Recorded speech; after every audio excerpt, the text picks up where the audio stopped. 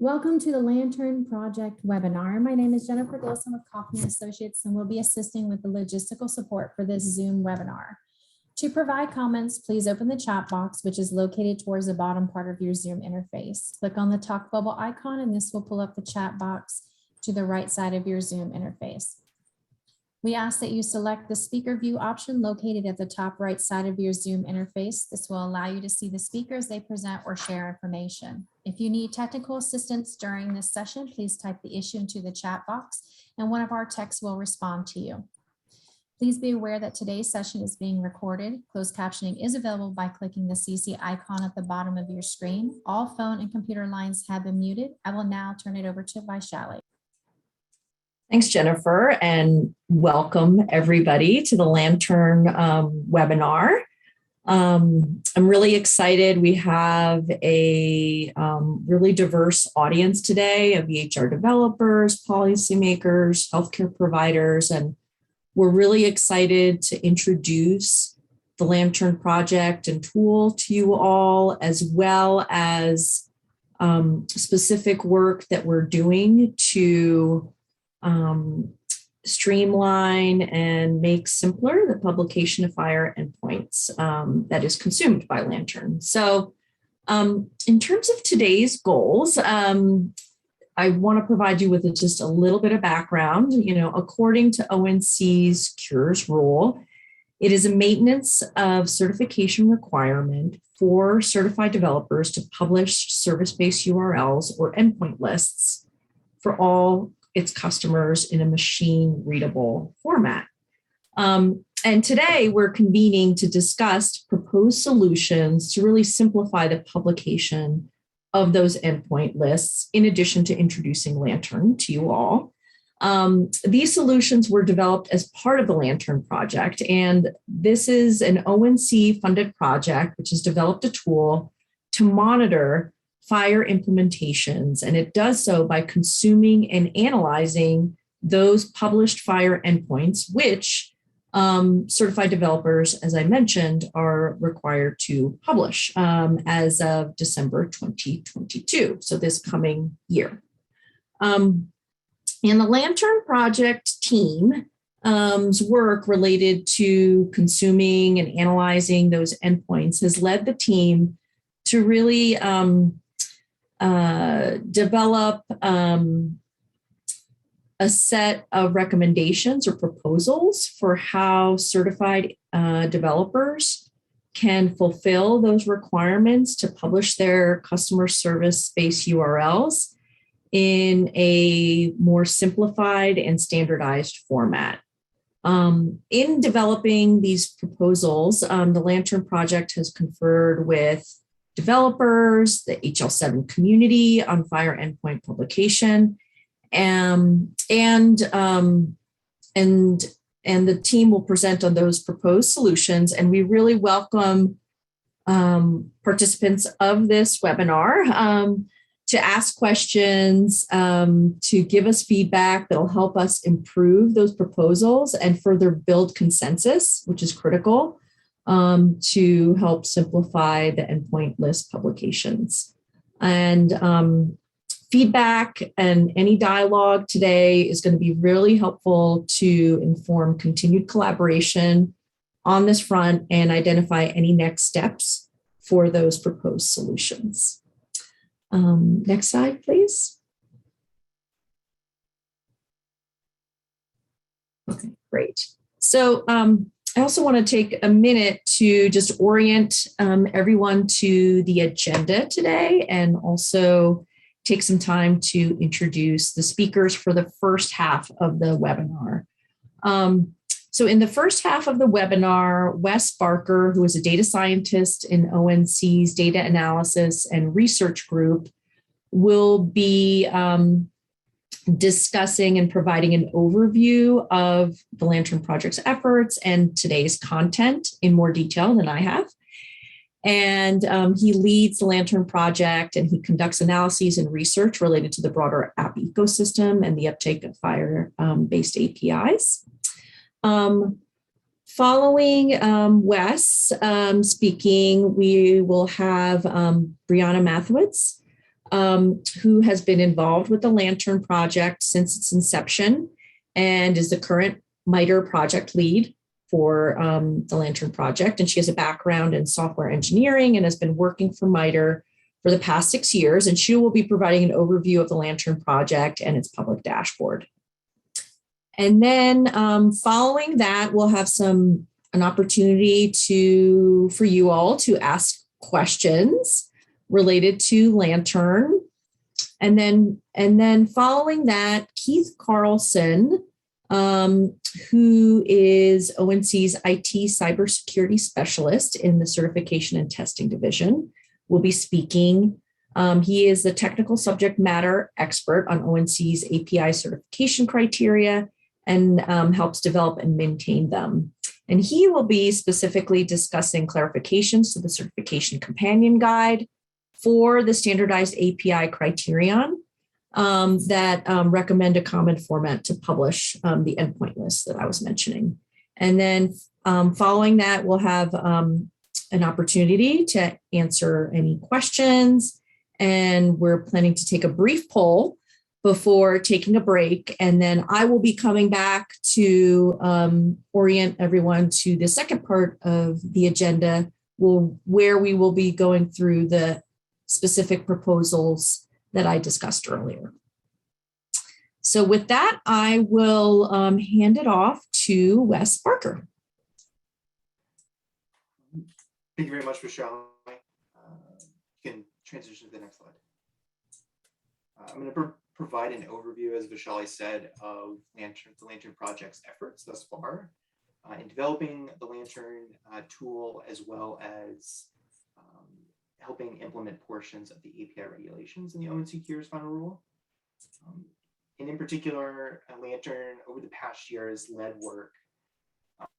It has led work over the last year to work with industry and ONC stakeholders to coalesce around a common format to represent the endpoints published as part of the Cures rule requirements that Vishali was just talking about.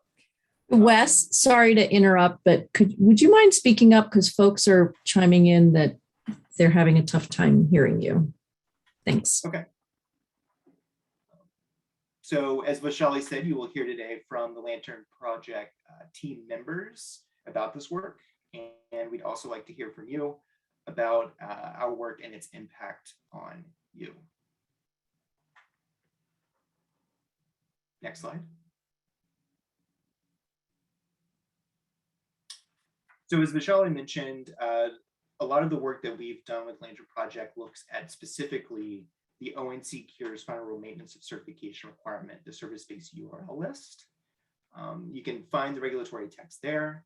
And in particular, the maintenance of certification requirement requires certified API developers to publish the service-based URLs for all their health IT modules that can be used by patients to access their electronic health information. And so Lantern is designed to consume these lists and analyze the endpoints discovered in them to monitor and assess the implementation of FHIR APIs nationwide. Next slide. And so part of the work in looking at currently published endpoint lists, as well as finding out information about how developers plan to publish their endpoint lists, Lantern has monitored and analyzed the representation and content of these endpoints. Lantern has helped build consensus on how these endpoint lists should be formatted and how data should be available on the endpoint. So a consensus-driven coordinated approach, we believe, can foster more uniform endpoint list publication by developers. So as Vishali has said, we've been working over the last year, working with the HL7 community as well as the developer industry to devise standardized ways to represent these endpoint lists using existing FHIR resources, and to help guide developers in how they comply with the new certification requirements.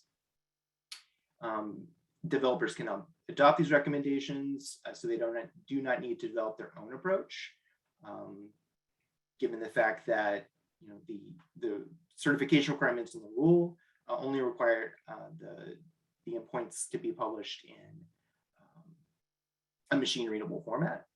And, end all be all, it's really important to coalesce around a standardized approach so that end users of those endpoints, those who consume the list, like developers, patients, and others, can expect a common format and have consistent data available from those endpoints.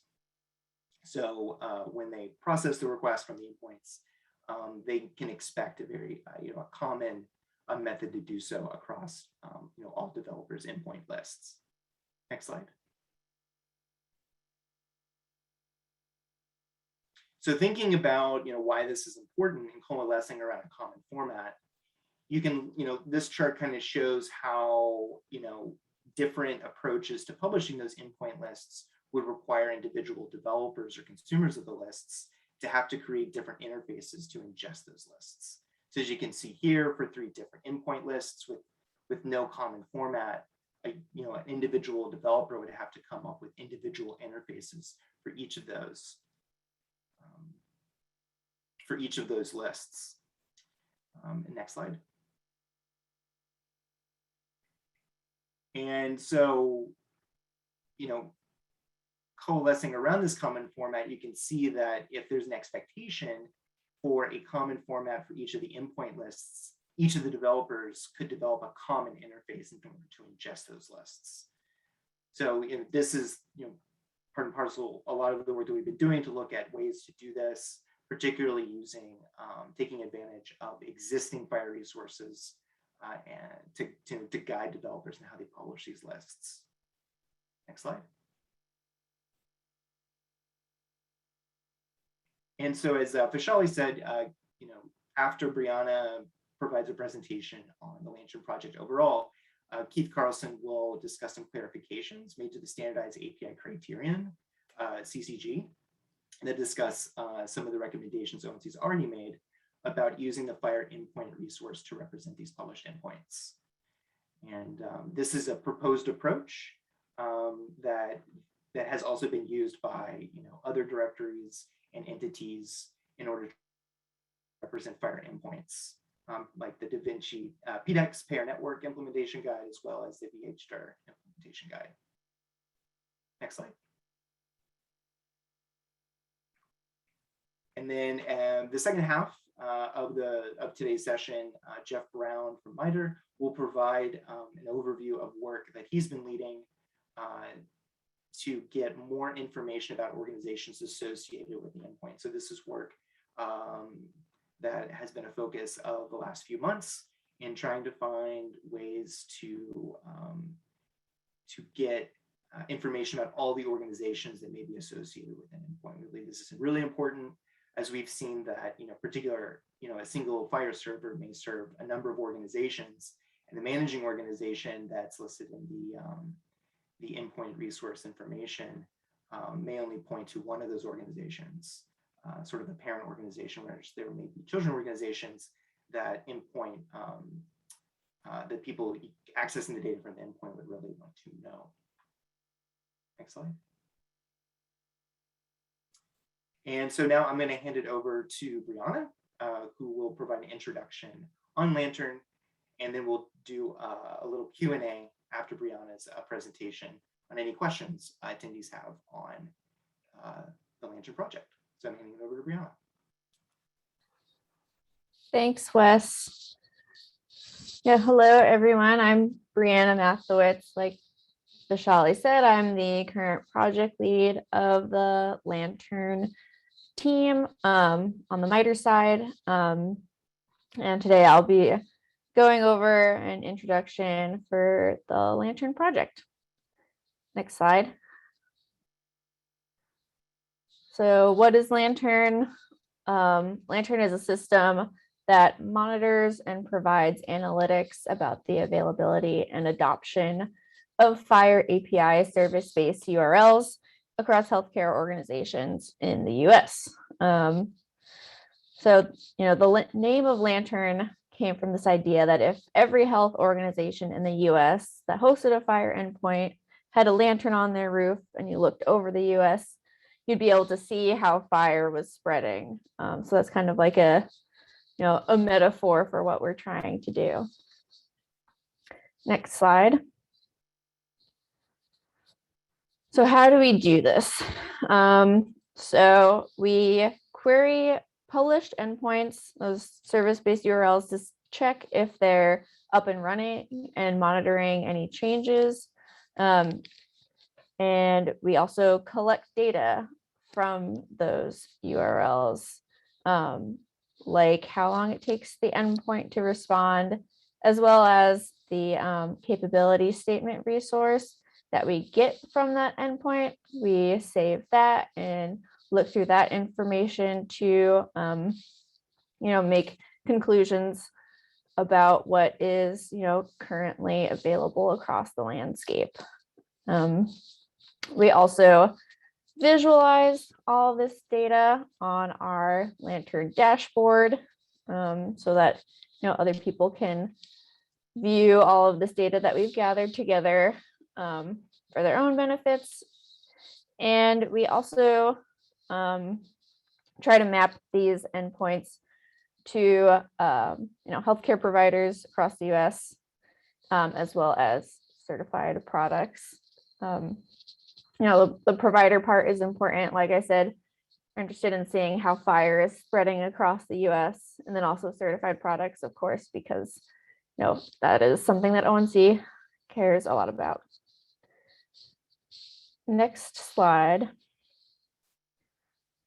So here is an example of a metadata endpoint, that /metadata you can see there. That is where we get the capability statement resource. What's important to note is that you don't have to sign up or authenticate or anything to get the capability statement from the metadata endpoint, which is important since Lantern doesn't have any credentials with these servers and is not authenticating with them. We're not trying to access patient data or validate your whole fire server or anything. We're just interested in data that anyone can access. And some examples of that data that we get and use are, the version of fire at that endpoint, the mechanisms for authentication that the capability statement advertises, like Smart on Fire, the resources that the endpoint supports, like patient, medication, etc. Any actions that can be performed on the server, like reading from the server, writing to the server, and then whose software product is behind the endpoint. And then using this information, we can see things like which developers are supporting what, which developers, all of their endpoints return a 200, who's the quickest to support the most recent fire versions, that sort of thing. Next slide. So yeah, that kind of leads into some of our use cases for Lantern. Like if you have a specific endpoint list that you're interested in, you would probably, would be interested in seeing if they're all active so patients can connect to them. If you have, say, specific requirements for a third-party app, then you might be interested in how many fire servers, say, support the medication resource. Or maybe you're interested in how many fire version R4 servers support Smart on Fire. So like these are the kinds of questions you can't have answers to unless you're aggregating all of the information in one place like Lantern is. And then one of the tangential uses of Lantern, we've realized as we were developing the project, was endpoint discovery. Like we had to spend time finding these lists and then figuring out how to put these lists in our database because they all had different formats. But that's something that Keith is going to go into, as we've looked into this and talked about how to address the fact that there are all of these different formats to try to come together as a community and settle on one format. Next slide.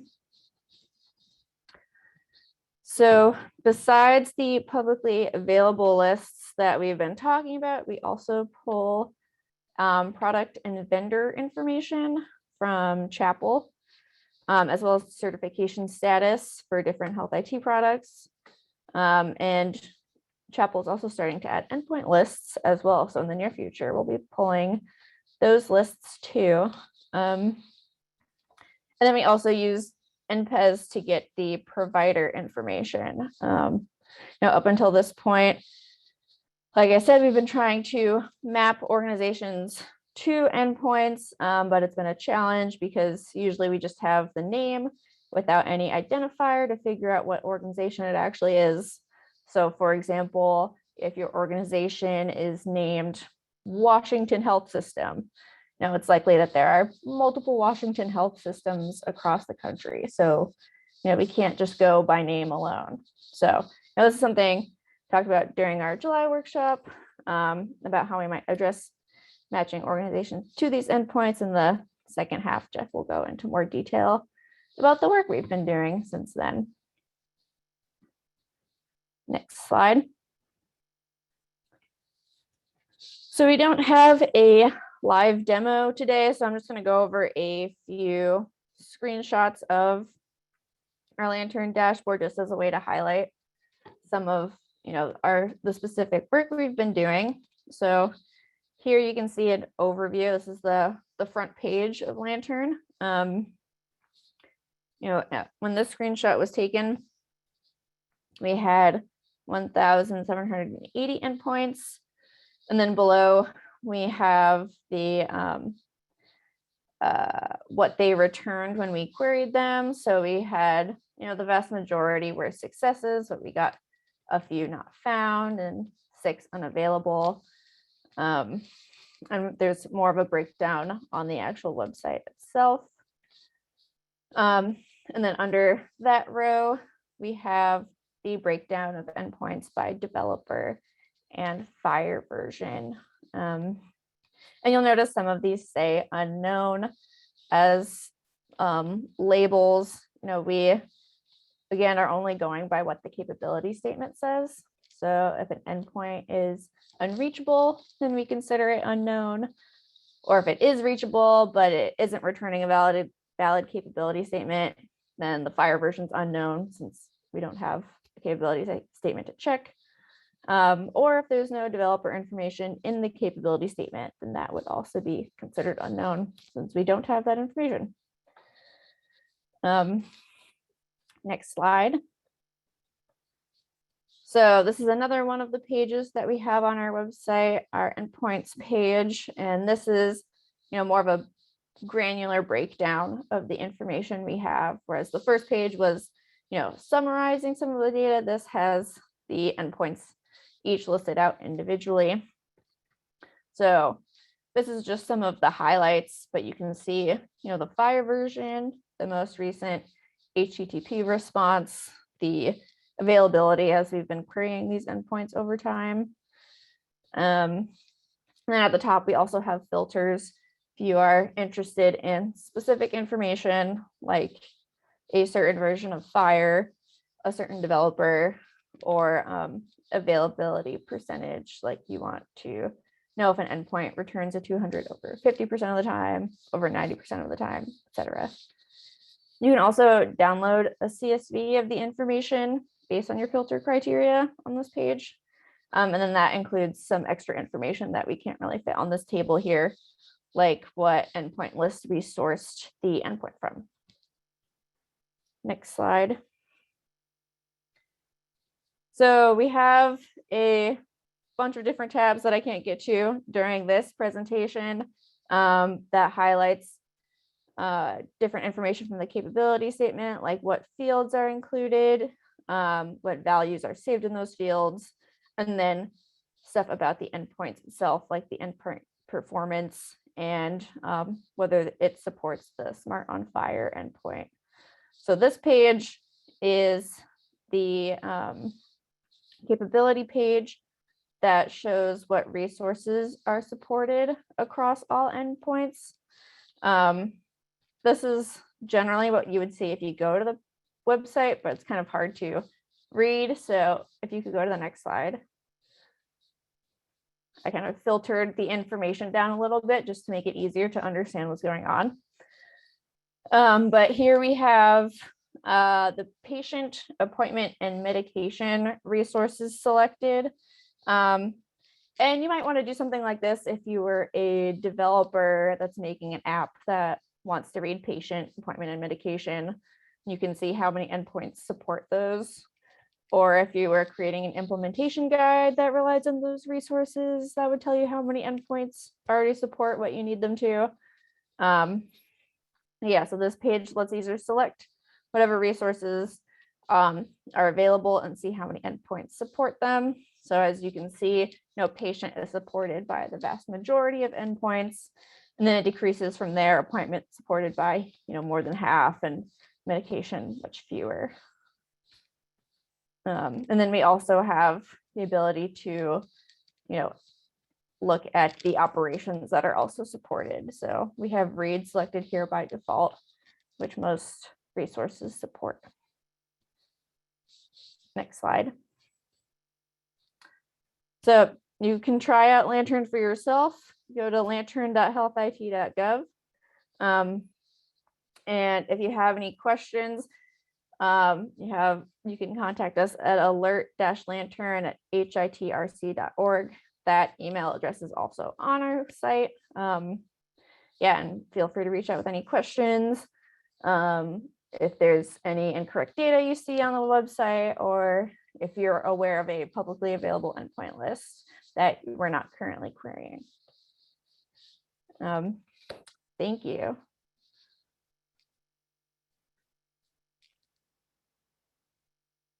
All right, great. Thank you, Brianna, for that great presentation. I know some folks had been asking about accessing Lantern on the web, and we did provide, obviously, Brianna provided on the previous slide, the web address for Lantern.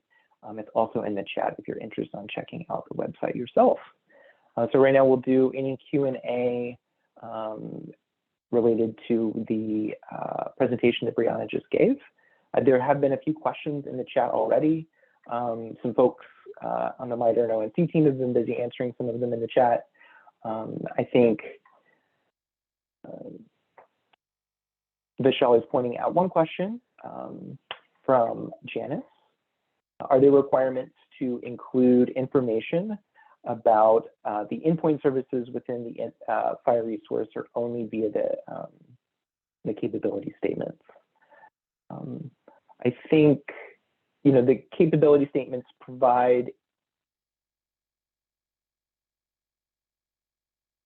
Sorry, just like trying to follow the chat as people are going.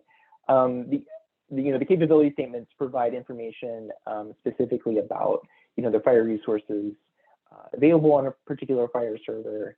I think I don't think the individual FHIR resources themselves provide all the information about the services provided on a specific endpoint. Jeff, I don't know if you had any insight into Janice's question. I'm sorry, I'm reading through this, the chat as well. I want to answer that. Can you repeat the question there? Yeah, so James's question was there requirements about how to include information about the endpoint services within FHIR resources, or only via the capability statements. Right. So the key thing here to remember is that we're only accessing anything that's publicly available. Okay, so if it requires any entrance into the system itself through credentials or any authorization, then that's off limits. So that's out of scope for what we're doing. So we're looking at what's publicly available, i.e., through the metadata endpoint, so that we can get the capability statement back. So other than some proposals that we've got, which are going to be in the second half of this presentation, everything that you're seeing is coming straight from the capability statement. And as long as it's publicly accessible, then we have access to it. There's no way to access anything through credentialed access. I hope that helps. It looks like maybe Janice was asking about like endpoint resources. If we have an endpoint list made up of endpoint resources, if we're looking at that information, maybe. Which Well, the go ahead. expectation is going to be that that this endpoint information will be published in endpoint resource format, so that that information would be available to us. But in terms of when we access the endpoint itself via that information that we're getting, then we would be strictly going to the capability statement for that information. Yeah, and then I'll add on to that Keith's presentation and then also Jeff's presentation will get into more information about some of the work we've been doing, looking at the FHIR endpoint resource and our recommendation to use that as a common format to publish endpoint lists to conform with the maintenance and certification requirements. And then maybe perhaps some of the limitations of using the FHIR endpoint resource as a way to describe the organization serviced by that particular endpoint. That's something that Jeff will certainly get into in the second half of today's presentation. I hope that those answers are sufficient.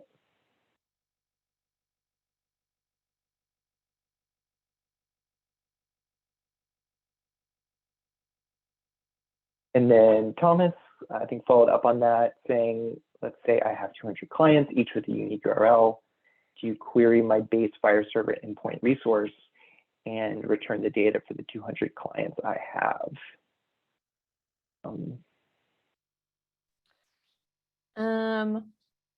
If I'm understanding this correctly, we don't query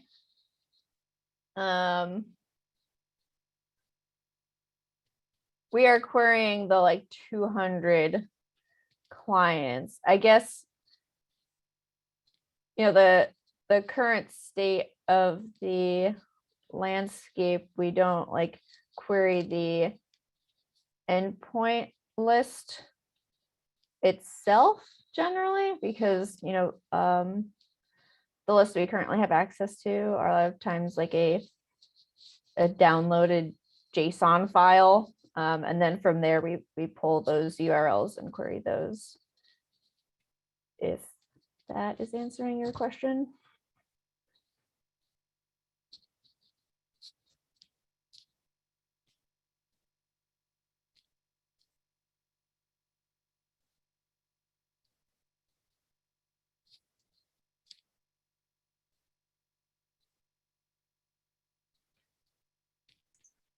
Yeah, I mean, I think I think you'd give you would list out every endpoint in that list. Sorry, I'm reading the chat at the same time.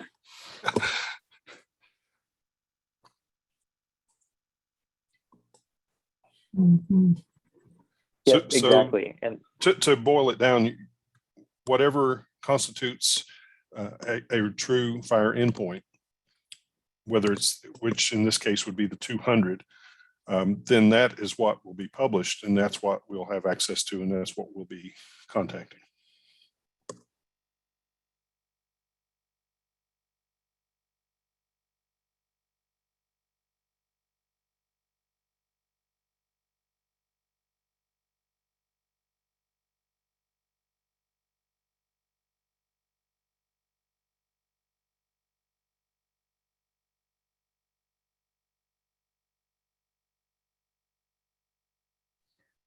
I was just scrolling back through the chat. I didn't see a response to this question from Michelle about whether we can see on Lantern the implementation guides that are provided. We do have a page on the website that looks at the implementation guide field in the capability statement. The last time I checked, I don't think there was any data in that field from any of the endpoints we read from, but we do have a page to look at that. I included that in the chat just now. Oh, okay. Oh, yes, thank you.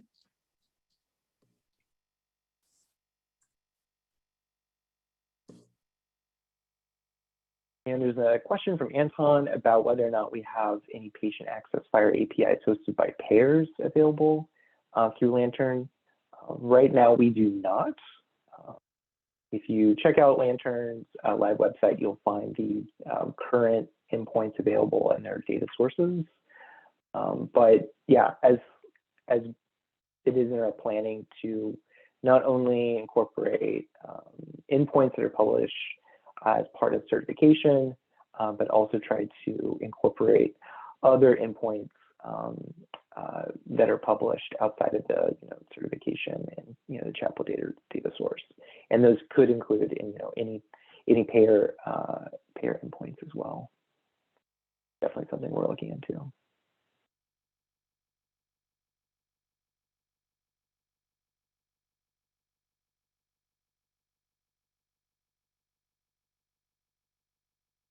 Looks like some pretty good conversation in the chat. I think a lot of the answers are getting, or a lot of the questions are being answered. And I think, yeah, folks can continue to answer questions in the chat, but I think, we can move forward to the next presentation, which will be given by Keith Carlson. Advance the slides, great. So Keith, certainly take it away.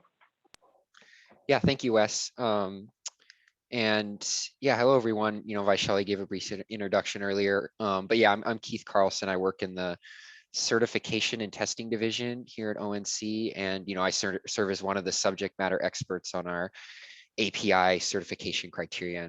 We have kind of a whole team here, and I'm just one part of our awesome team. So we can go to the next slide and jump right into it. So a high level view, I'm going to start by just talking about specific ONC certification requirements as they relate to FHIR service-based URLs. And so we have, just looking at our API requirements as a whole, we have a couple of criteria that we finalized in the ONC Cures Act final rule. The ONC Cures Act final rule contains the latest edition of our program's certification criteria. And so, in the final rule, we defined technical capabilities or finalized technical capabilities in the standardized API for patient and population services. And then we also finalized compliance requirements in the API conditions and maintenance of certification requirements. And so, we've tied these two together in our certification program, and both of them together equal API access without special effort. This without special effort phrase is directly lifted from the 21st Century Cures Act passed by Congress. And so, ONC has finalized these capabilities and requirements to achieve that. So we can go to the next slide and dive a little bit deeper into this, just kind of slowly peeling back layers throughout these slides. So that was kind of the really high level overview, but diving a little bit deeper into these technical capabilities and compliance requirements. So like I just mentioned, the technical capabilities are defined or finalized in the standardized API for patient and population services. And this is at section 170.315 G10 of the ONC Cures Act final rule. I do want to say as a note, especially in government, we love our acronyms. And, anytime you hear me refer to G10, just saying G10, I'm referring to this criterion. If people aren't familiar with that, that is just kind of our shorthand. But so diving into some of the requirements in G10, we kind of have these. So a part of it is our data response requirements for both a single patient and multiple patients API. These data response requirements are standardized, and we have adopted the US CDI, the US Core FHIR Implementation Guide, and the HL7 FHIR Bulk Data Implementation Guide are kind of the data response standards that we point to and that we require developers to follow and these standards specify how the data is going to be, how the data should be formatted, what data needs to be present, and some of the other important API interface definitions, search parameters, how to perform searches, and requests and response, and all that stuff. It's all contained in these standards that we kind of pull together in our test procedures contained within G10. But G10 also there's a lot to it. There are also a number of other capabilities we have finalized. Some of these are standardized, some of them are not. So for example, registration, right? Third-party app registration is not currently standardized. That is just a functional requirement that we finalized, but authentication and authorization is standardized. We have adopted the Smart App Launch Implementation Guide, which is a FHIR, profile of OAuth 2.0. And there are many other things like a functional requirement for patient access revocation, functional requirement for token introspection. I've touched on data search and data response, and then documentation requirements are another very important part of G10 that are critical for third-party app developers to know how to connect to G10 certified APIs. They need documentation from the certified health IT developers. But now jumping into the compliance requirements, and we've separately finalized compliance requirements that automatically apply to health IT developers certified to G10. We refer to these as our conditions and maintenance of certification requirements. So there are specific conditions of certification requirements and maintenance of certification requirements. And again, these are just kind of a few of the main regulatory paragraphs, I guess, like the titles of them. There are more contained than just what I have listed on this slide, but we have requirements around publishing APIs, the expectations around them being published and allowing EHI to be exchanged. Transparency requirements kind of dive further into some of the business and technical documentation. We have a whole section on API fees, which kind of lays out what things or what fees certified API developers are allowed to charge for use of their APIs.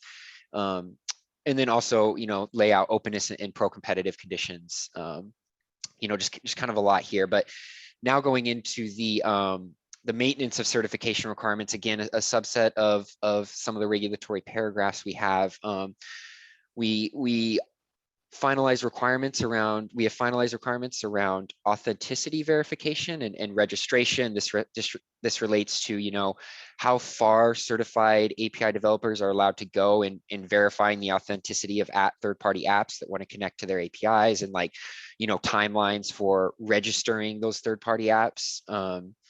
Then there's a service-based URL publication, which the next couple slides are going to be a deep dive on that. So, that's kind of the main point that's relevant for this workshop. So we'll go into that. And then, other maintenance of certification requirements like timeline for rollout of G10 APIs. And then kind of, we have a section that ties these maintenance of certification requirements to our existing technologies.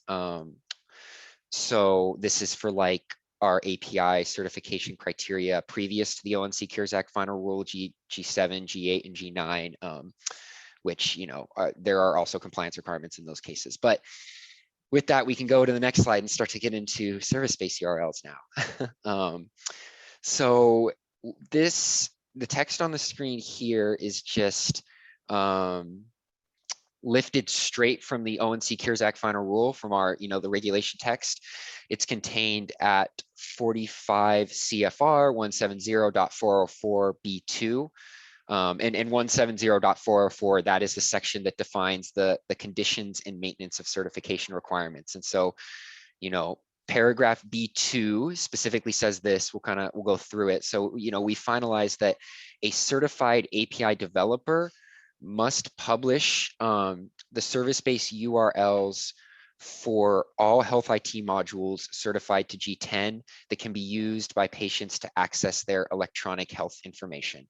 So that's really the crux of it, and the really important part. And we kind of have a couple of additional clarifications, or just some additional points that we make, saying that certified API developers must publicly publish these service-based URLs for all of its customers, regardless of whether the Health IT modules certified to G10 are centrally managed by the certified API developer or locally deployed by an API information source.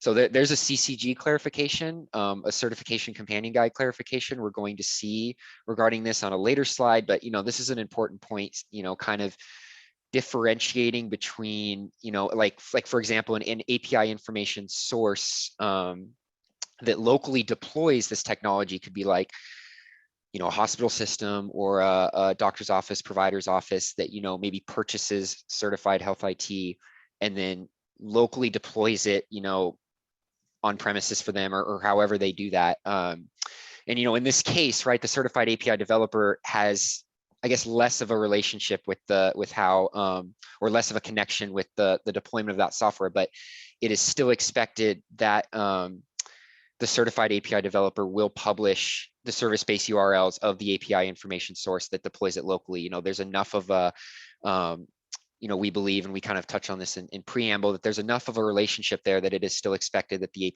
certified API developer can kind of get that information. And so we're going to touch on this again in a CCG clarification I'll go over in a later slide. So we'll come back to that. That's just an important point.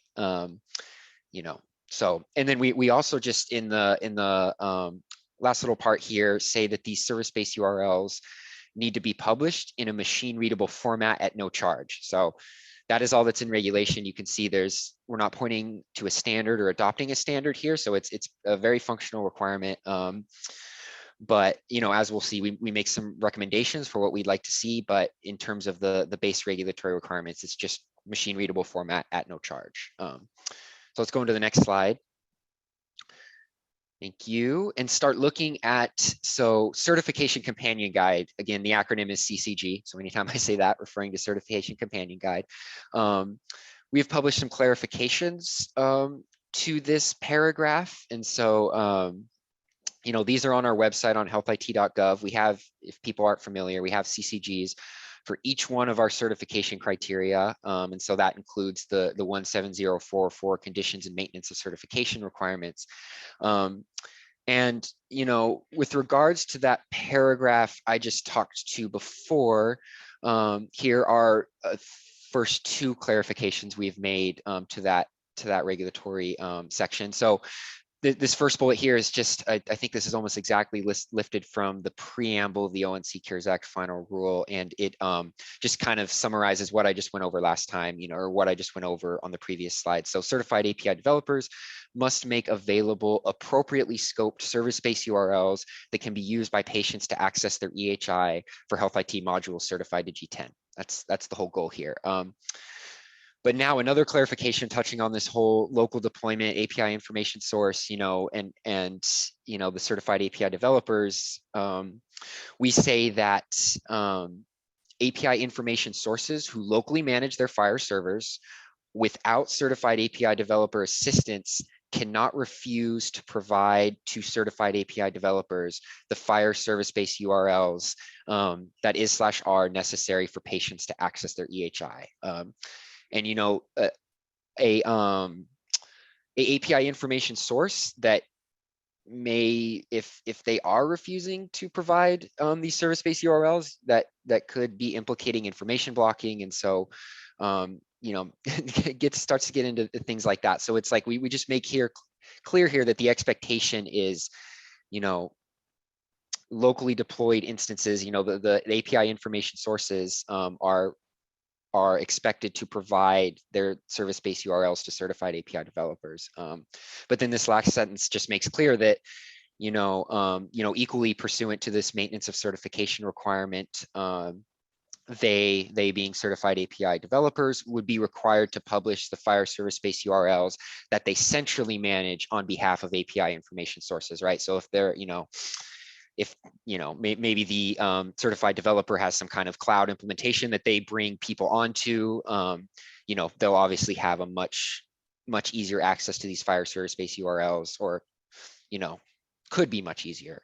But it is still expected that in that case, you publish them, so and make them available publicly. So yeah, we'll go into the next slide here, which breaks up a big clarification, touches on some last important points. This is kind of the last slide here, and the last CCG clarification that we finalized related to service-based URLs.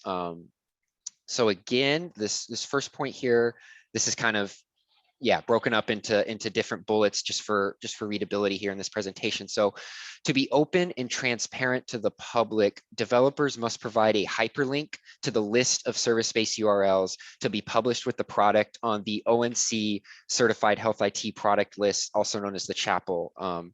So that, you know, the chapel is publicly available. And so these hyperlinks to service-based URLs will be available to the public. And are expected to be made, you know, provided at time of certification. An important point about this to think about is that, you know, this hyperlink will point to a list that is dynamic, right? The hyperlink needs to be static. That needs to be, you know, the certified API developer saying, I will publish my service-based URLs at the list that this link points to. But, you know, at the time of certification, they may not have, you know, any, they might not have their technology deployed, or it might not be, you know, in active use by anyone yet. And so that, you know, there is a case where maybe at the time of certification, this hyperlink just points to an empty list. And that would be okay. That hyperlink would still be published to the chapel.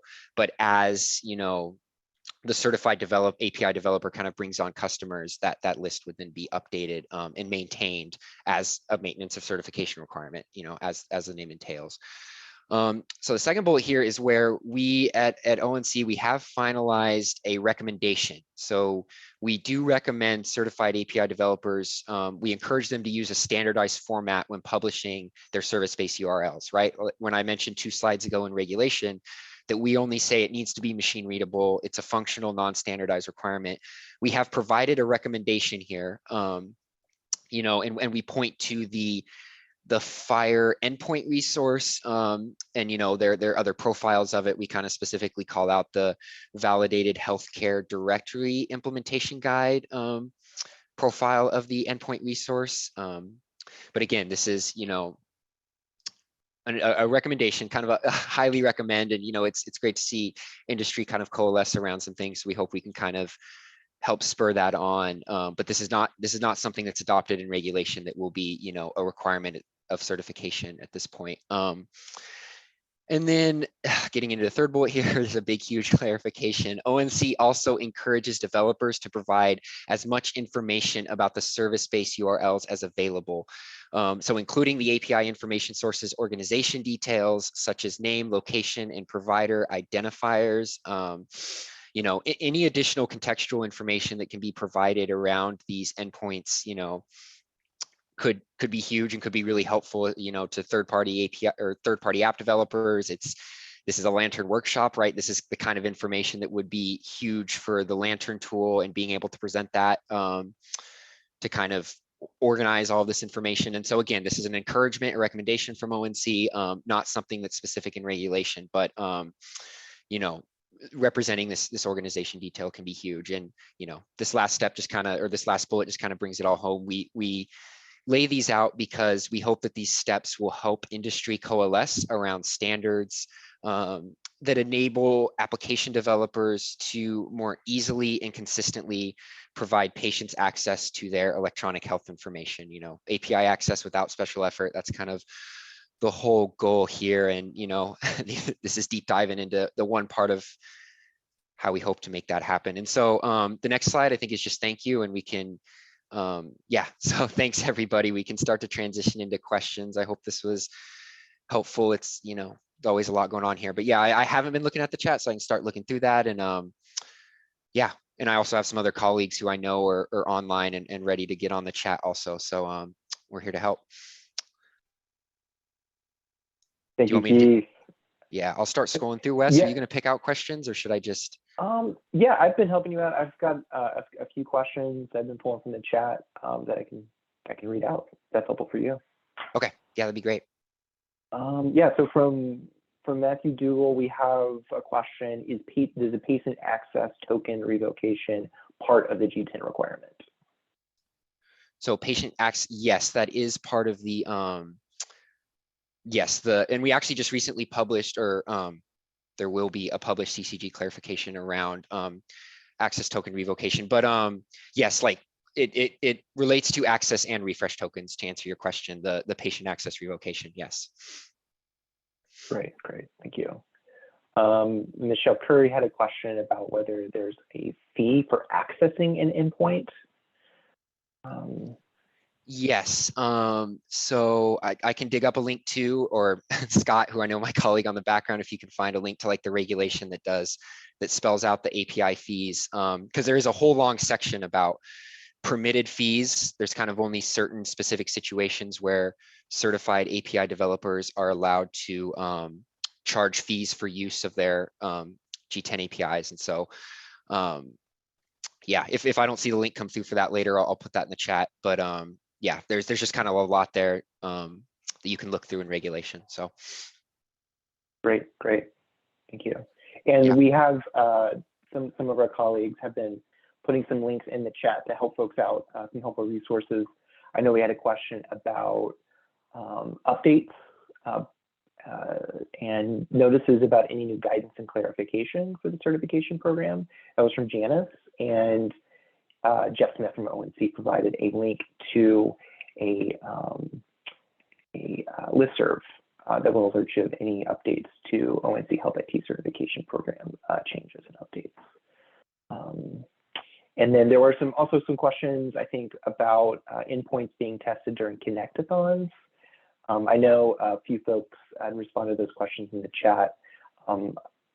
I know that at least about a little under a year ago, maybe last January, this previous January, the Lantern team did participate in a HL7 Fire Connectathon, where folks participating in the Connectathon were allowed to, submit their endpoints to Lantern for for testing to inclusion in Lantern, for instance.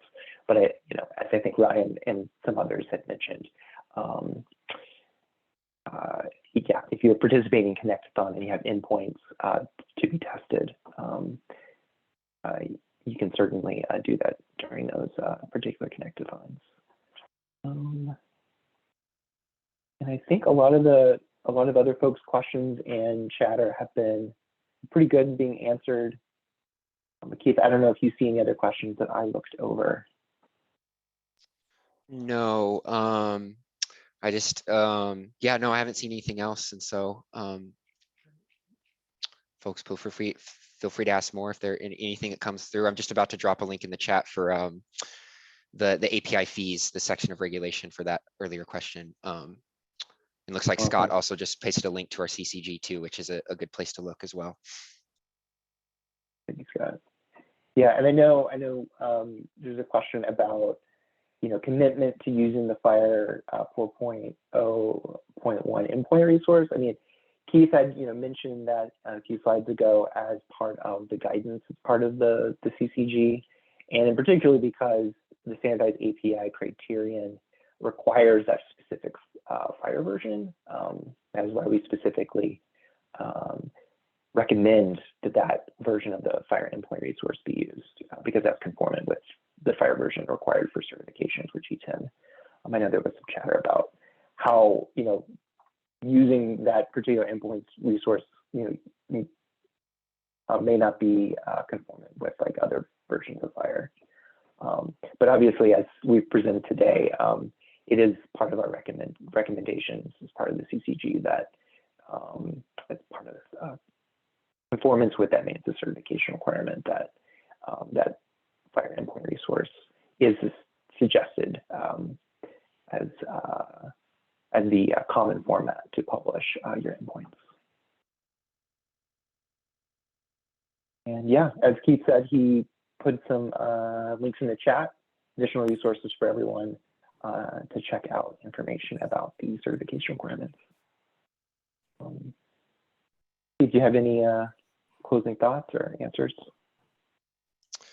No, I guess, yeah, thanks all for listening through this. If there are ever any future questions or any clarifications folks need of anything related to our certification program, or I think ONC in general, we have our centralized feedback system. So just give that a shout out, I guess. I'll post a link to that in the chat, but that's kind of our official place for anything ongoing.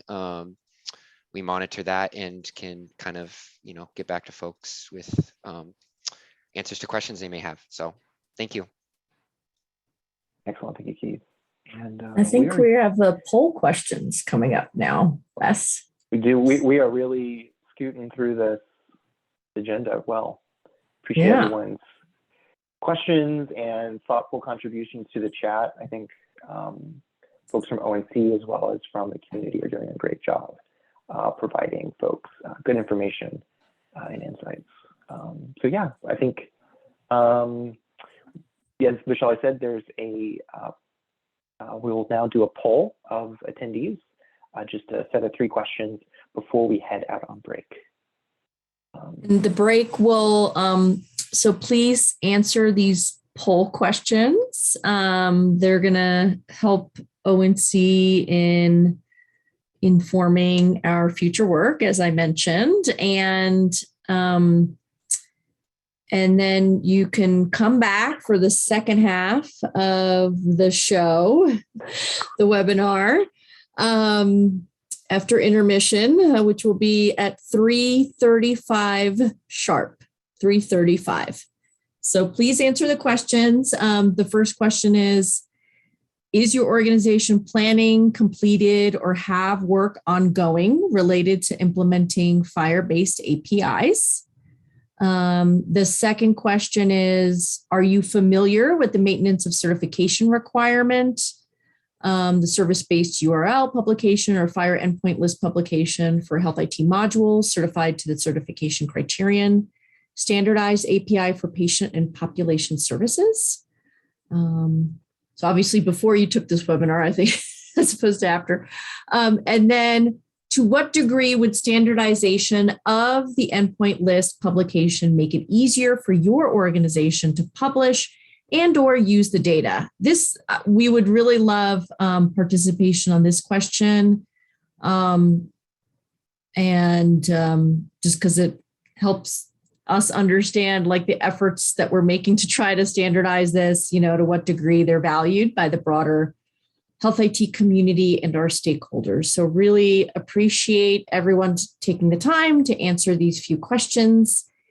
And then please return at 3:35 for the second half of the webinar, where we'll be talking about the more really diving deeper into the proposals to standardize organization information.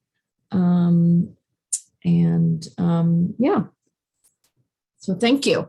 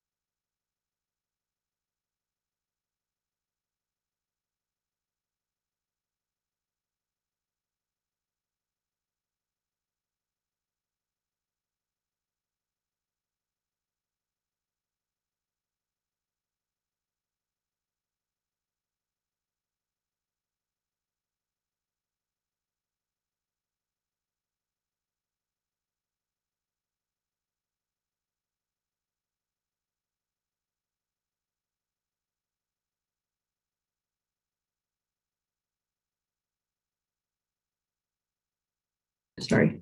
Okay, I'm sorry, I'm off mute now. Welcome back, everybody, to the second half of the Lantern webinar. Can folks see the poll results on the screen? Someone could just type in the chat or. Yes. Okay, great. All right. So, okay, good. All right. So I'll just like quickly kind of go over the results of the poll and then orient everyone to the second half of the agenda. So an overwhelming percentage of folks of respondents reported that they, yes, are either planning, have completed, or have work ongoing related to implementing FHIR-based APIs. So great, you're in the right workshop. Webinar. The second question, the poll results indicate that there's a lot of variation and familiarity with the maintenance of certification requirement related to the service-based URL publication or FHIR endpoint list publication. So I think, Keith, thank you for, educating folks about, in more detail about this and sharing some of the guidance that ONC has developed around this. And then finally, the last question, to what degree would standardization of endpoint list publication make it easier for your organization to publish and or use the data? About half of folks indicated that, this was to a great extent, the statement was true. And about a third indicated, somewhat. Very few folks indicated that it either, only to a small extent or wasn't applicable.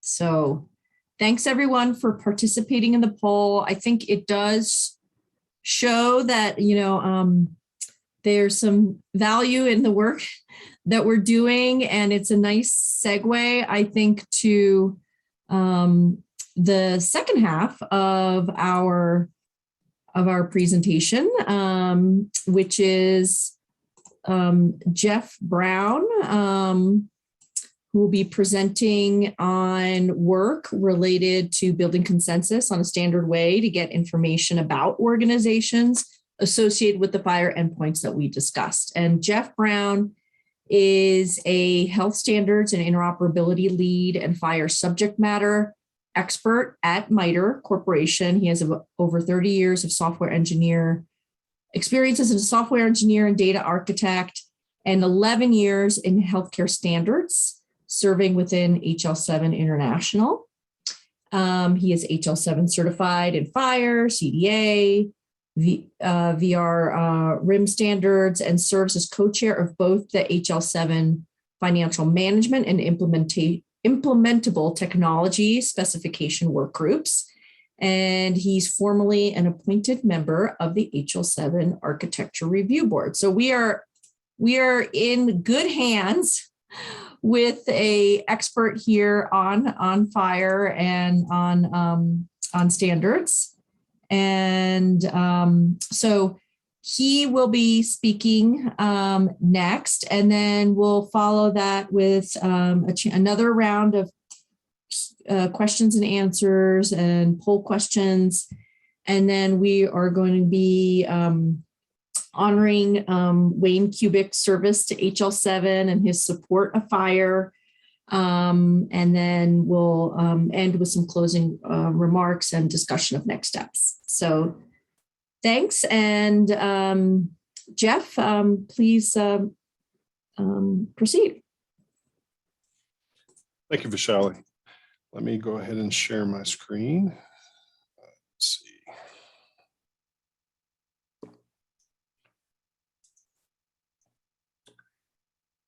All right, can you see my screen now? Yes. We can see it. Very good. Okay, thank you, everyone. Once again, my name is Jeff Brown. I'm with the MITRE Corporation, Health Standards and Interoperability Lead there, and have the pleasure of working with these great people from ONC and my teammates at MITRE on the Lantern project. So the purpose of this presentation is to really discuss what came out of the discussions that had previously occurred about endpoints and the publication of those endpoints. So there's going to be some overlap with things you heard in the previous section of this webinar, but it builds a foundation for where we're going and gives you just a very brief history of where we came from and where we're going with the issue at hand. So let me go ahead and get going.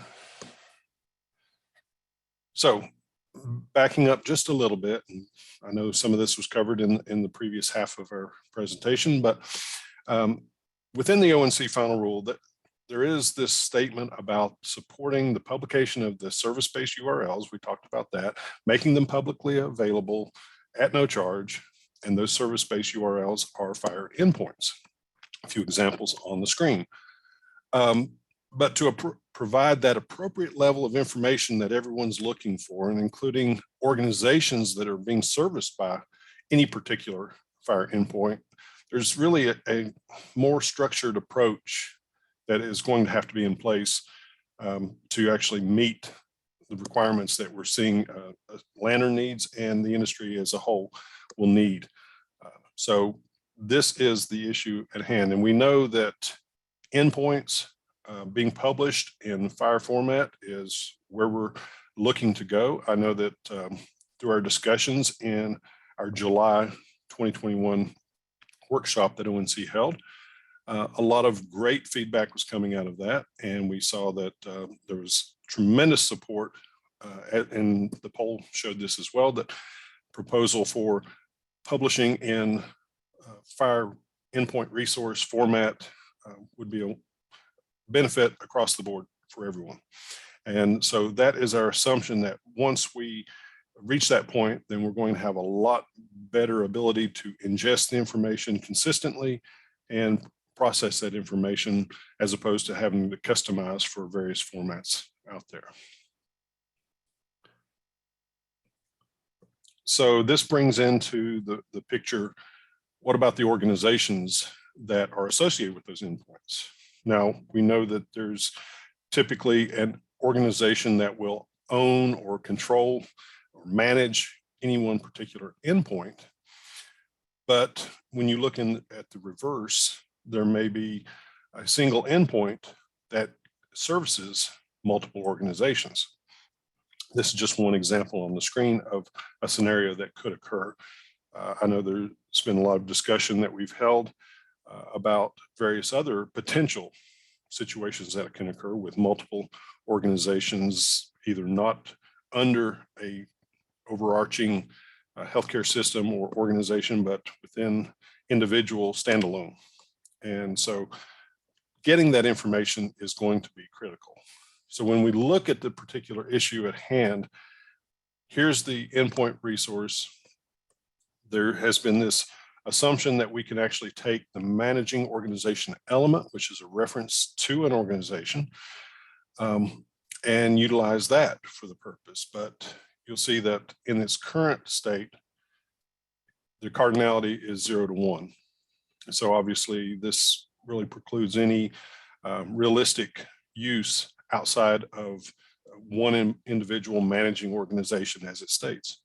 So multiple organizations, we really need to address that particular situation. So the question that we really have is, how do we get to all this information? I mean, we know that Lantern, for example, needs to be able to address this issue by getting to things that are publicly available, resources that are publicly available, information that's out there without authorization, without credentials for systems. And so we need to really address the issue of how do we get organization information. So from that July workshop that we held, or ONC held, and MITRE was supporting that, a lot of great responses, and the feedback was wonderful. It spurred on a lot of discussion across vendors and stakeholders, all parts of the industry. It was really a great opportunity for us to glean this information back as to what was really happening in the real world. And to make, we had to come up with a solution to provide that information and at the same time, make it feasible for implementers and vendors so that it's not unwieldy to actually accomplish.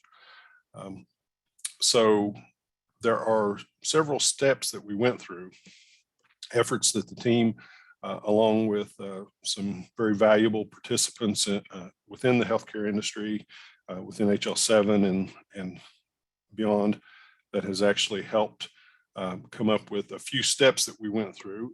Proposals, proposed solutions. Here are the proposed solutions. Most of them were pretty much optional. One is a backup for the other, that type of thing. One actually morphed out of the need for the other one. I'll get to that in just a moment. But what you will see is that we basically had 4 proposed solutions. Okay, changing the endpoint resource managing organization cardinality, because we know that that was a restriction. Create an operation to allow the retrieval of that organization resource or any organization resources upon demand. Even adding a service organization element to the endpoint resource. And then creating an associative entity for organization and endpoint resources. Now I know I skimmed over that, but let's look at each one individually to see how this brought us to our current proposal. So in proposal 1, change the endpoint resource of managing organization cardinality from 0 to 1 to 0 to many, so that we could represent various service organizations. And on the surface, that seems like a very reasonable solution. What we found, though, is that we received quite a bit of opposition to this, and rightfully so, as you will see, because the intent of the managing organization element was to represent a single controlling organization for that endpoint. Pretty much the one organization that controls that endpoint, not necessarily is being serviced by it, but is the controlling one. And that was the purpose of it. So any use otherwise would contradict what the intended purpose was for that element. So we considered that and agreed with the assessment, saying that this is something that we did not want to pursue any further, which led us to another option that was on the table, which was to create the fire operation so that we could, on demand, make a call to the system. It could be controlled completely within the framework of that particular system, how it would retrieve that information, so no credentials would be necessary.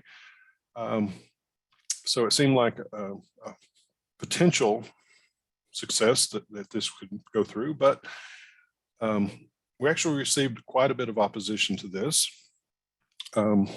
And you'll see that it makes a lot of sense where some of the pushback was coming from, particularly for a couple of reasons.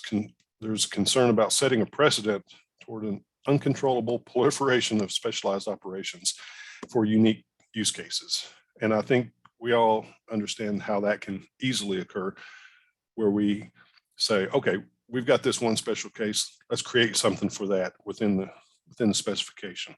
Or we've got another one, let's create another one. So really need to avoid that type of proliferation. On the surface, it seems, once again, like this is straightforward, but you also have difficulty in prescribing any requirement or the optionality of these operations and any development implications that occur. But primarily, the first bullet point is the one that really made us pause and made everyone step back and say, this may not be the best solution to the operation. In proposal 3, and this one was really gaining a lot of momentum at first, just adding a serviced organization element to the endpoint resource. And as you see, we'd have just a reference to that organization. It would have a cardinality of 0 to many. So what could be better? Well, we really abandoned this one because there was an unwanted architectural side effect, okay? And that has to do with the fact that the organization resource actually has an element reference to endpoint that is 0 to many. And so if we included a serviced organization reference back to organizations, we have implicitly created a many-to-many relationship. And not only are most best practices around adverse against that type of design, but fire design guidelines and best practices itself really prefer you not to go that direction. So we did, with a lot of discussion, we went through this with the fire infrastructure team and other stakeholders that were involved and had an interest, and decided really that this is not a good direction to go. Out of that came this particular solution. It was provided or offered up by one of the participants in the discussion from within HL7, and it certainly does handle the situation that we're seeing in this many-to-many relationship within Proposal 3, where you create an associative entity within organization, between organization and endpoint resources. So common within database architectures that you see something like this, and certainly doable, but it was pretty much ruled out pretty quickly after we looked at this and considered it. But since it was proposed to us, we wanted to give it, due consideration. There has pretty much all the complexity and issues that we're dealing with in Proposal 3. It just avoids the many-to-many relationship problem, but it would introduce several new artifacts into the fire specification and supportive structures and work to maintain that, and really gained us no benefit at all, if nothing else, mainly minimal improvement to what was other solutions had offered. So from there, we came up with a final proposed solution, and this was that obviously we had the endpoint information being published in fire endpoint resource format, but also to have the organization resources associated with that being accessible on these endpoints external to any authorization or security frameworks. Out of the meeting and the discussions that followed, we had all these proposed solutions, and they had their pros and cons, benefits in some areas and drawbacks in others, with sufficient reluctance on stakeholders to go with these particular options. So we decided as the Lantern team to step back, kind of take a fresh look at this and see if we really needed a new approach to this. So that's where this came from, to have publicly accessible fire organization resource instances that are associated with the endpoint resource be offered on that endpoint and support queries of those resources outside of any security framework. Once again, the diagram you see just conceptually gives you an idea as to how you access it. It's not a technical diagram of how it would actually work, but it gives you a sense of being able to actually, without any credentials, without any authentication, be able to have that. You already have that endpoint resource, and you could actually query the system to see which ones reference that endpoint. Call that a reverse include in fire. And the design, the technical design of it would still be up for consideration and refinement.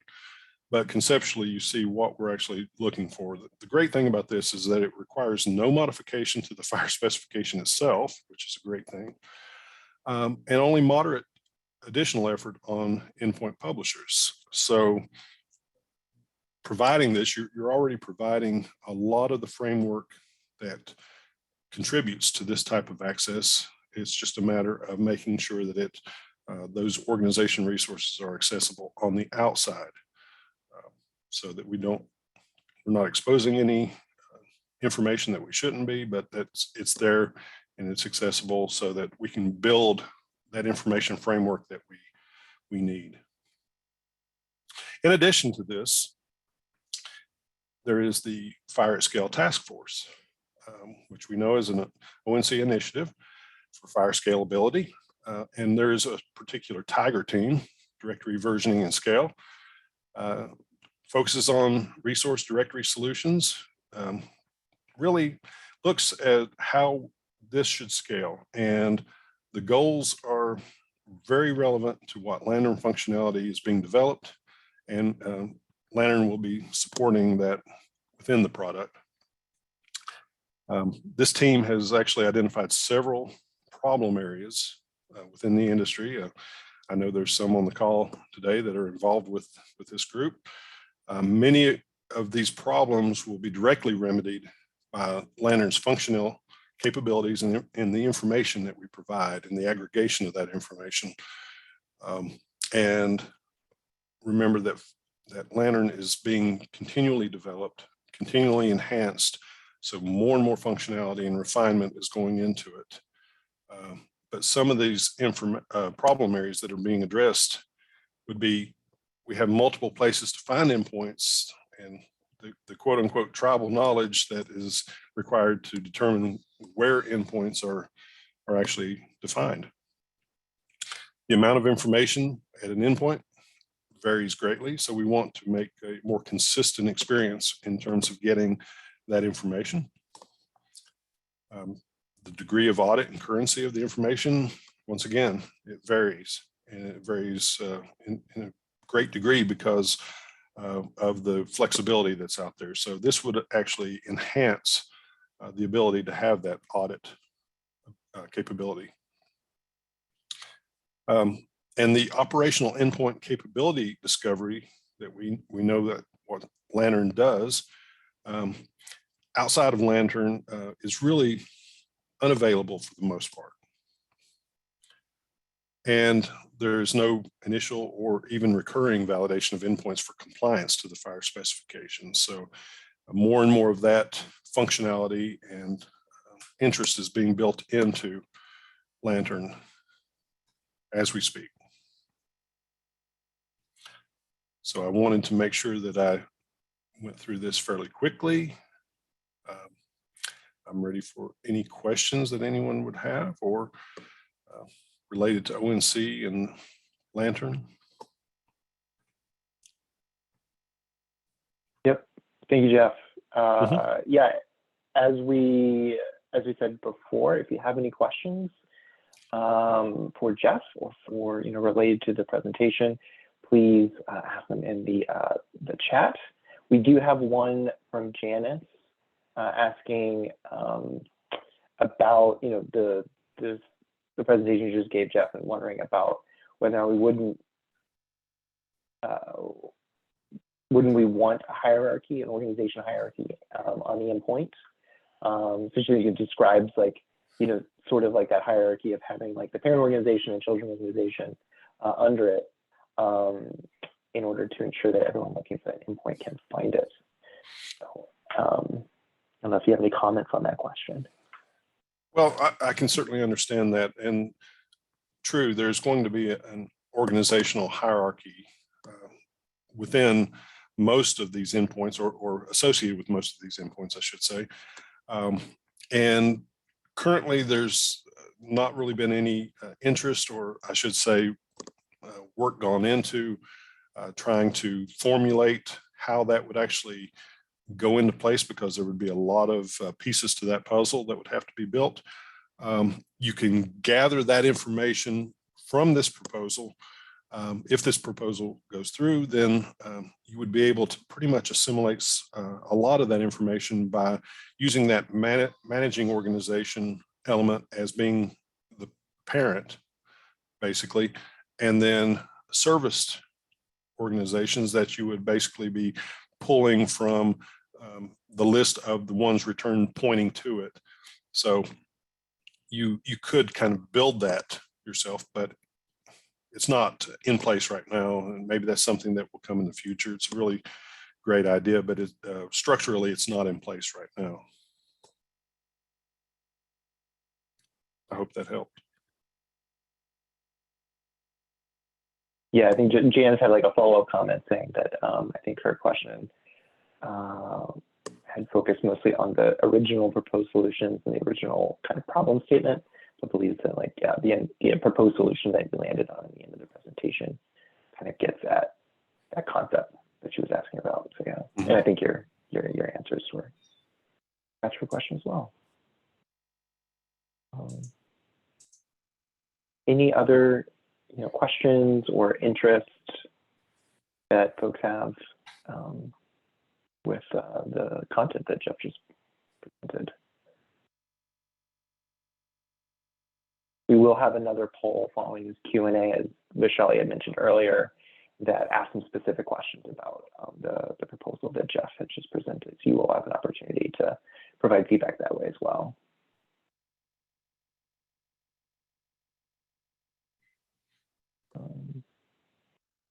Cooper has an add-on question earlier. He was asking about the CCG update related to VHR and Jeff, or I mean, even Keith. I mean, I know you were addressing questions earlier about the CCG update.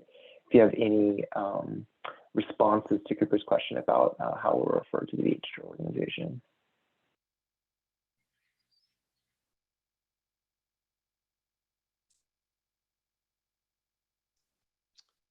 Yeah, this is Keith. I mean, I don't,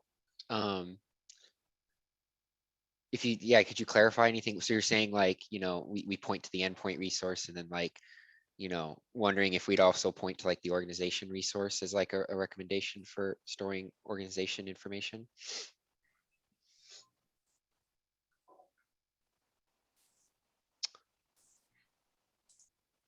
I think that's what he's asking, but yeah, I mean, there's not a current update I can provide. I can say that, but yeah.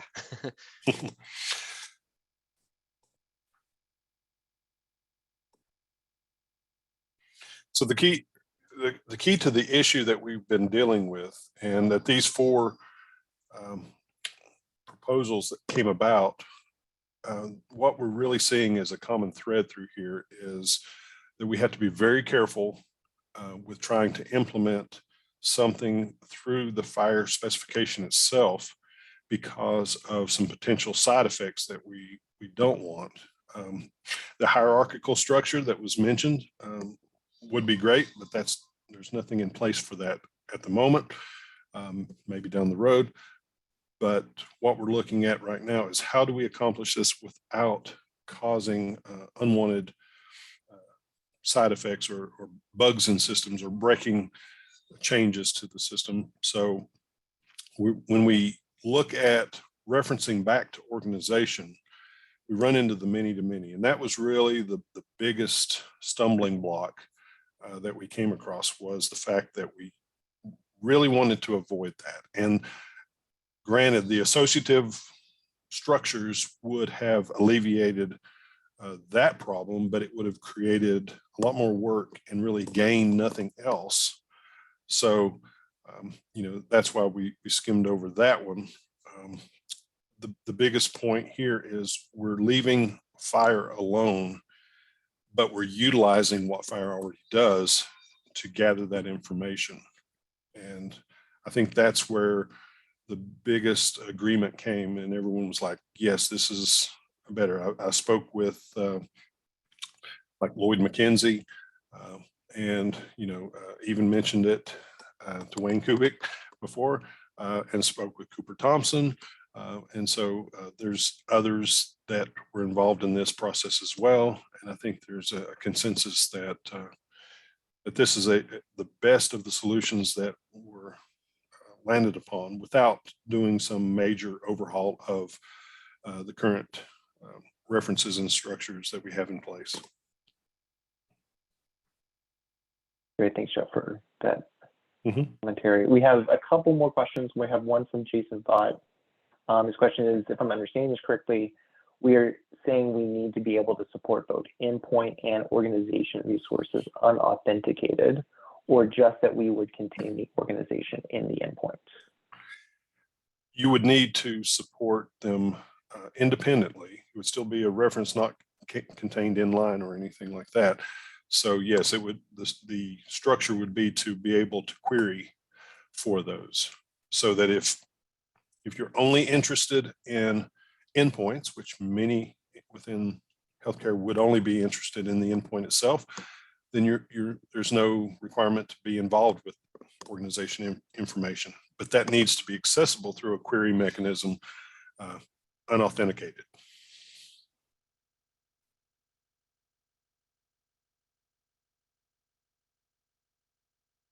There's also a question from Andrew Fagan, is asking about the requirement and whether it be fulfilled by a flat JSON bundle file. I see that, Cooper did provide a little bit of answer in the chat. I don't know, Jeff, if you have, any other sort of commentary. Let me based off of what Cooper had responded. Yeah. I'll have to take a look at that.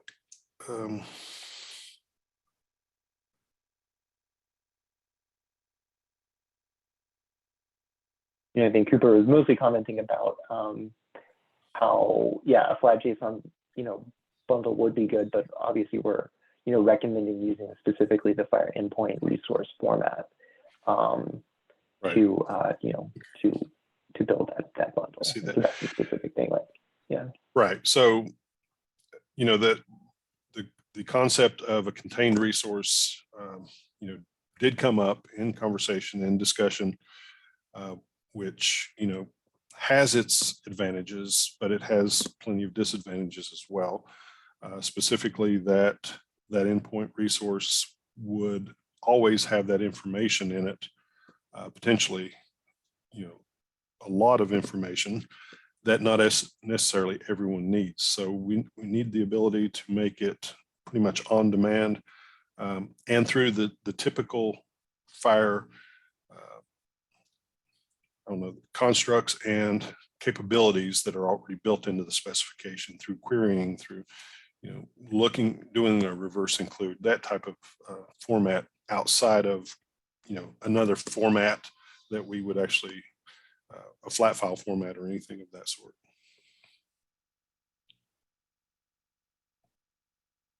I hope that answers the question. Thanks, Jeff. Yeah, and then we have Matthew Dougal just had another question asking, were there any security concerns from access to the directory or the centralization aspect of the directory itself that came up? Well, in terms of, let's see, when you say access to the directory, perhaps I think he's probably referring just to the maybe an endpoint list bundle, or just the endpoint lists themselves. Like any concerns like making the organization endpoint resources available and authenticated. Oh, right. Not really. It seemed to be agreed upon that there was no concerns in that area, because the organization resources that were returned can be populated as necessary, and there can be guidance on that as well, but there doesn't have to be any protected information that would be there.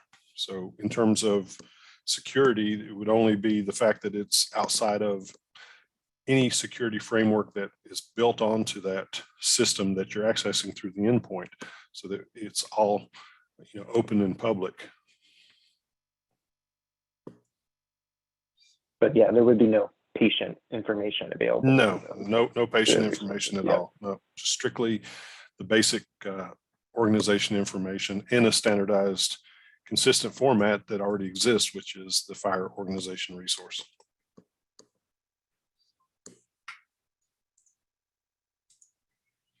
Once again, we're looking at consistency across the board, because it's without publishing endpoints in the fire endpoint resource format, you're looking at, dozens and dozens and dozens of proprietary, or hundreds of proprietary formats that you would have to wade through and try to understand. Problematic, not consistent, not feasible at all. So the endpoint, getting it in the endpoint resource format is step number one. Getting organization resources that point to that endpoint, or ones that are quote unquote serviced by that endpoint, accessible outside of any firewalls or security frameworks, as we call them, would be the ideal situation, so that it's easily pulled down as needed instead of always being included in the information you're trying to get.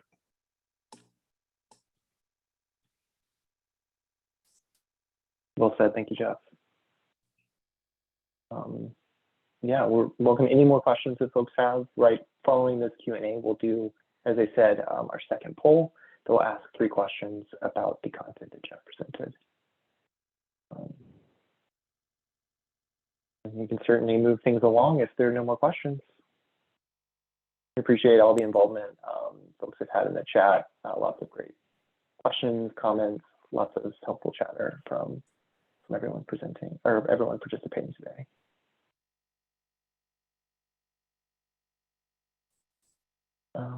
So yeah, I think, Vishali, I think we can move on to the second poll if there are no further questions about Jeff's presentation. Sure. One thing I'll say is, if I know there's been a fair amount to digest, and if you have any kind of thoughts that occur to you after the workshop is over, please feel free to reach out to, either myself, Wes, or the Lantern team, so Jeff and Brianna, with your questions.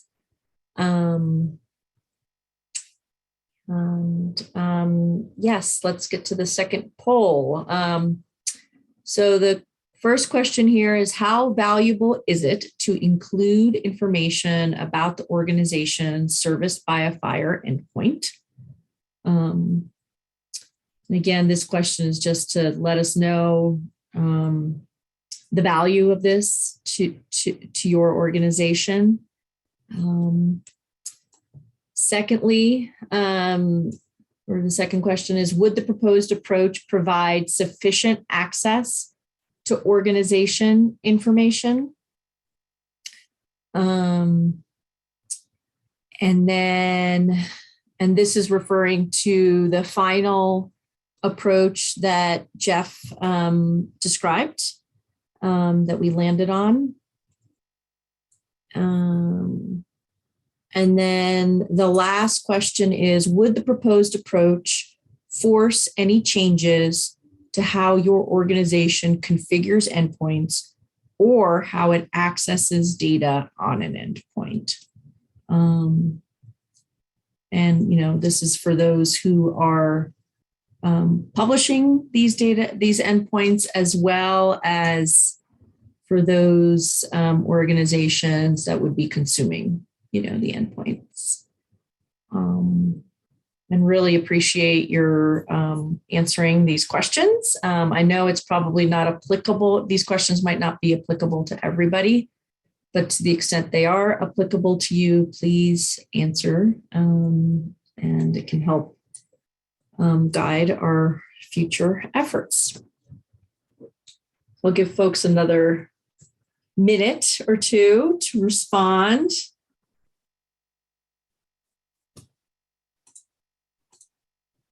Someone in the comments is asking if they can see the final proposal again. I guess Keith was sharing, or not Keith, Jeff was sharing his slides. I don't know if we can go back to that.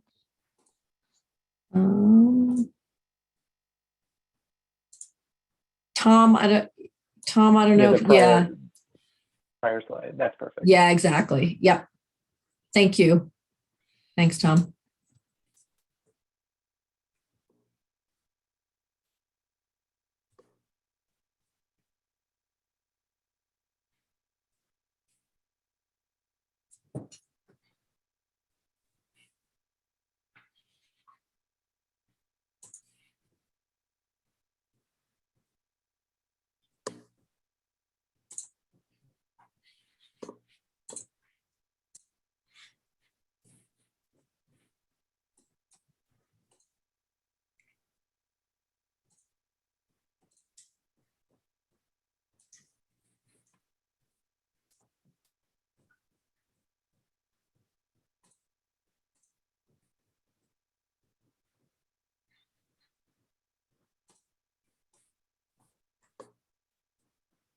All right.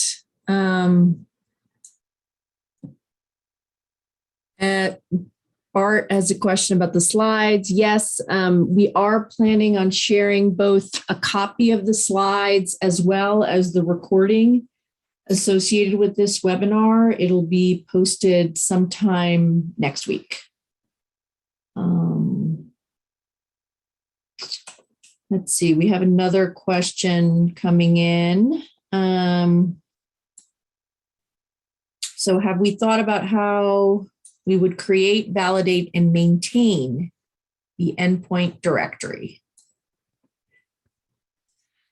I think it's important to let everyone step back and remember that we're not creating a directory itself. We are, in Lantern, we are ingesting the published information that is available. So Lantern itself is not actually creating a directory. That's not our purpose, and we can utilize directories. We are not creating one ourselves.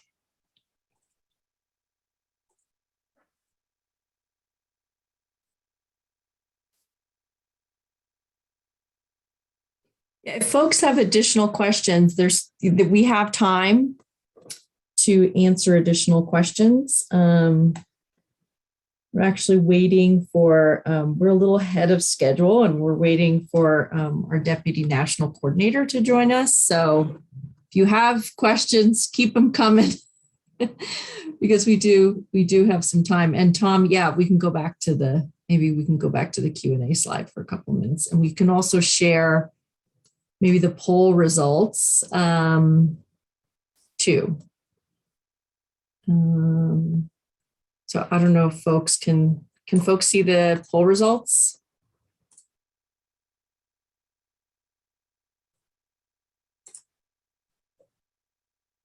Yeah, okay, great.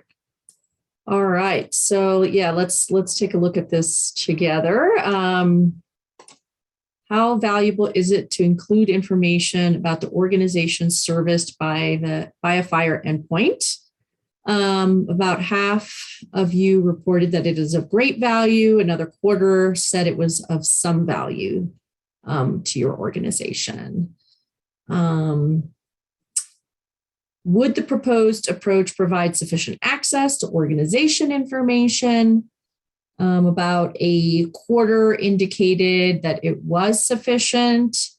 About a third, or about 3 in 10 indicated it was somewhat sufficient. And then, a quarter of you indicated you don't know yet, which is fair. You got to think about the proposal. I would encourage folks to reach out to us, particularly if you thought, it wasn't sufficient, or you have, there's some issues with it. We would like that feedback. And then finally, would the proposed approach force any changes to how your organization configures endpoints or how it accesses data on an endpoint? About 15% reported major changes, 3 in 10 reported moderate changes, and about a quarter reported minor changes. So it seems like, there for most folks, there's some changes, some changes that are involved. It's just a matter of degree of changes. For folks who indicated that this would involve major changes, if you could reach out to myself, Jeff, or Wes, or Brianna, and just reach out to us, email us, and let us know, what those changes involve. And, we'd be happy to have a discussion. We really want to have a better understanding of, the proposal and its potential impact on organization. So really appreciate all your feedback, and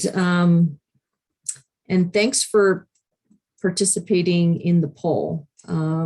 This was really useful. So let's see. I think Janice has a question here. Per what Cooper says, are there any requirements or expectations that provider endpoints not maintained by EHRs fall under these rules?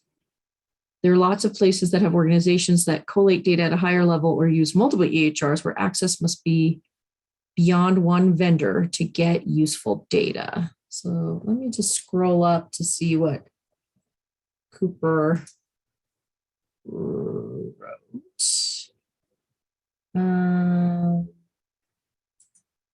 Maybe I'm just trying to find what Cooper wrote. I don't know if Wes, if you've been tracking what Cooper, the reference to what Cooper was talking about here, but.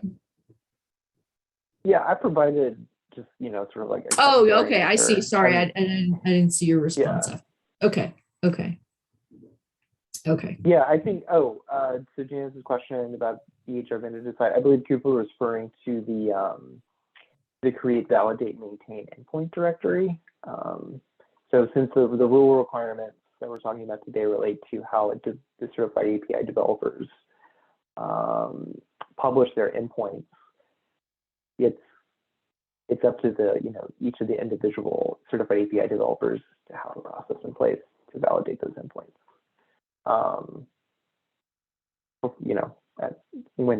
As they publish them. And yeah, as Jeff had said, since Lantern doesn't, act as a directory, we don't do that as well.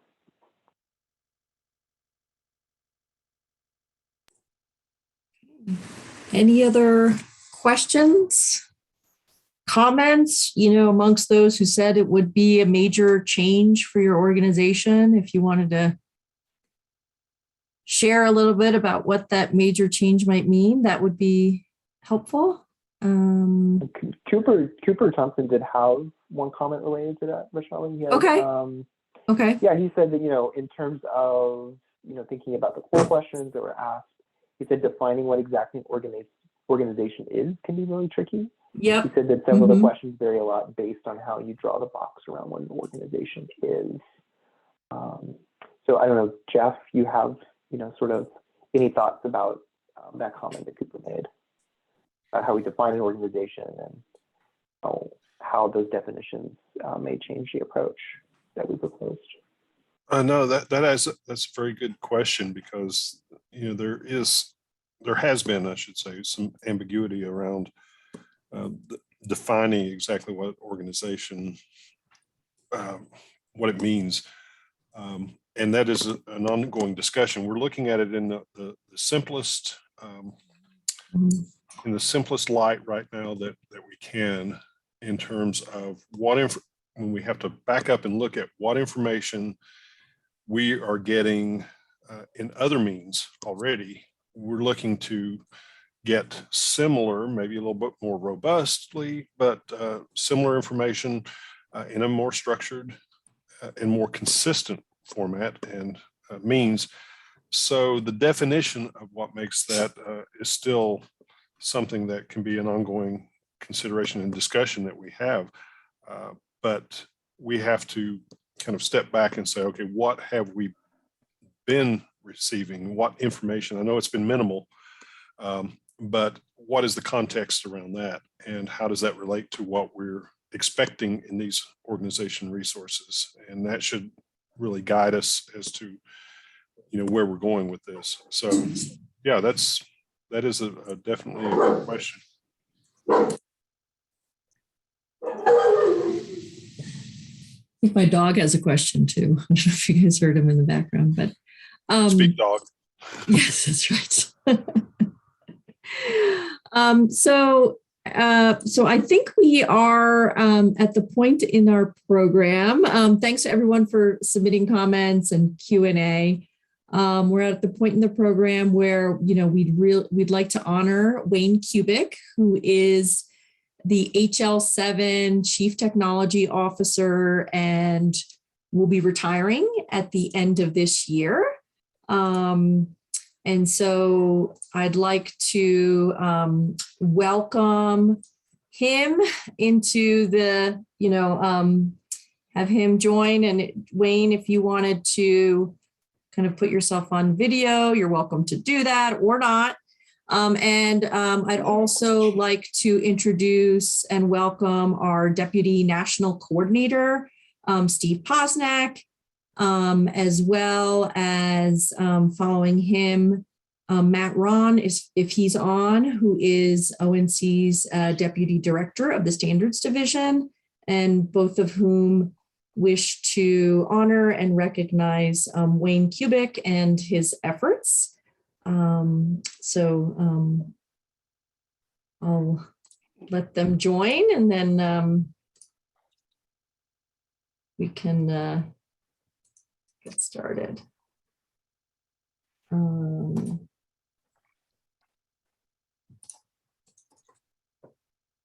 Matt may be stuck still on the other call since we're running a bit early. Okay. Okay, that's fine. So Wayne, Steve, why don't maybe you could speak first.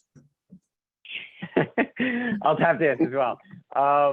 So first I want to thank you all for attending. When I jumped on and I saw that there was 100 participants, I was like, wow, that's awesome. And you know, Lantern has been a vision, a dream of ours come true. A lot of work for the team at ONC, for the MITRE folks that have been supporting us, as well as just all of you for your contributions. And you know, this is just what you can do when you have a good sense of direction, where the standards are available, where you can look to leverage, you know, what's out there and what exists. I meant to jump in and say I didn't get dressed up, Wayne, but this is as they say in the business, this is what's called a formal hoodie. You know, the all black version. And you know, we did want to recognize Wayne, given his retirement announcement, which I'm sure will result in Wayne doing the work that he wants to do, not the work that he is that he needs to do. At least it's my experience thus far with my colleagues retiring. You have the choice in what you want to work on, but I've gotten a chance to work with Wayne over many years now at this point, with his time at HL7, and it was certainly a part of other SEO related activities throughout your career. But our time, you know, between the ONC HL7 relationship has been really special.